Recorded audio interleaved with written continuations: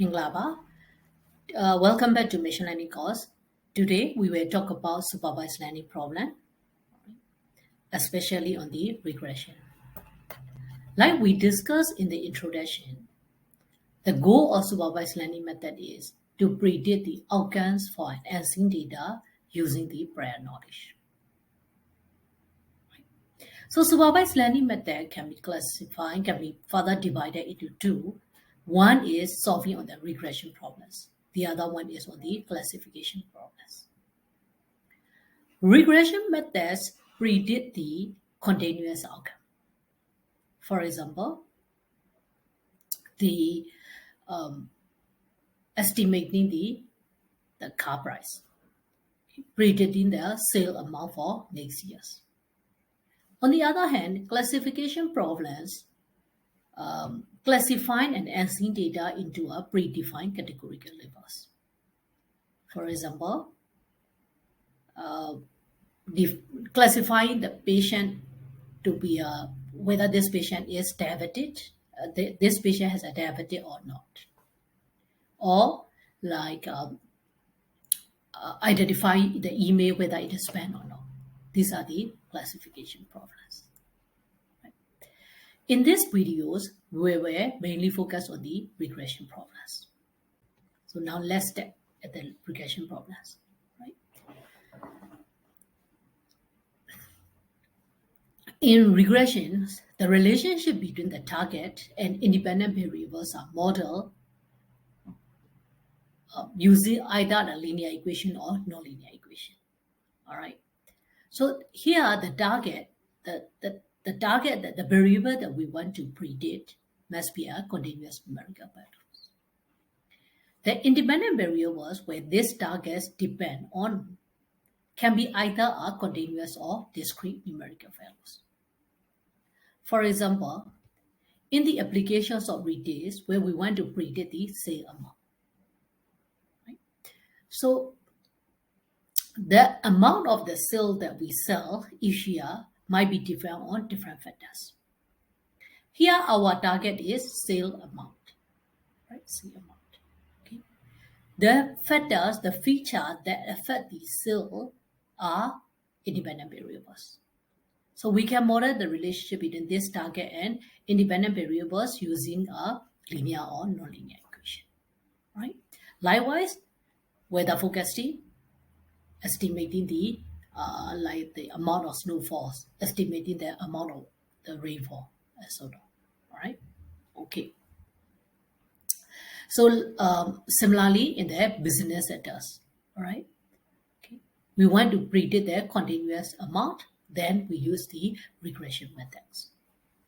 So regression methods can be further divided into two: linear regression and polynomial regression. In linear regression, the relationship between target and independent variables are modeled using a linear equation. That's why we call it linear regression. In other words, the training data provided is, we try to fit a straight line into the training data. Right? On the other hand, in polynomial regression, the relationship is modeled using a nonlinear equation. All right? So we try to fit the curve into the training data. It could be a parabolic, right? In general, it's a polynomial curve. Okay, so now let's start with our linear regression, right? Linear regression is the most commonly used, broadly used in many different fields. It provides the easiest way to predict the outcomes, right? The goal is to find the parameter that define a linear equation, all right? That define the linear equation. So here in the linear regression, we can use one feature to predict the target, or we might be using multiple features to predict the target. All right. So now let's start with predicting a target using only single features. Sometimes this method is called simple linear regression method. So now let's use the symbol Y to represent the target and X to represent the features. All right. So for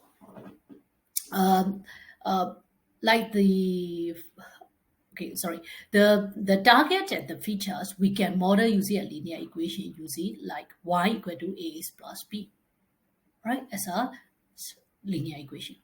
If you draw this linear equation, it will give you a straight line, as shown in the figure, right?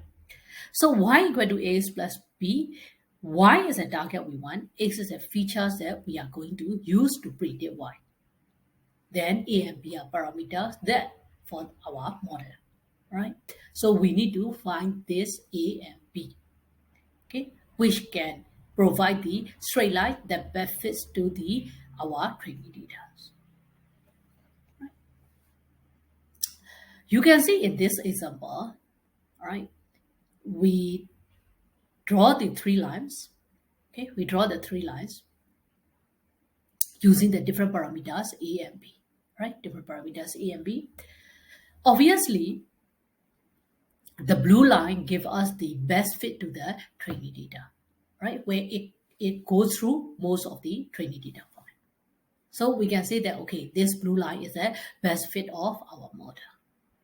But how do we calculate this mathematically, right? In the ordinary least square method, the loss function is, we define a loss function, all right? In the ordinary least square method, the loss function is defined as a summation of the square error between the predicted values and accurate values, as shown in equation, all right? So our machine learning model goal is to minimize this loss function, okay, to find the parameters a and b which minimize this loss function, all right? So in the given examples of figure, all right, the three lines, the parameters a and b, which give us the blue line, has a minimum square errors.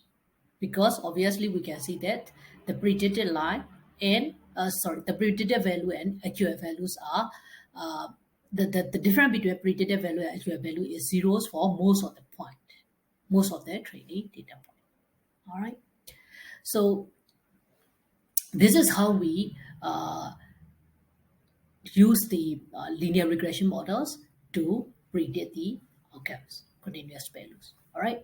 When we have the new values, new x, we need to we use this equation to insert the values of x and then parameters a and b trained from the model, and we try to predict the values of y. All right. Okay. So here we can see that our target, it depends on one variable x. But in the reality, the target may be depending on more than one variable.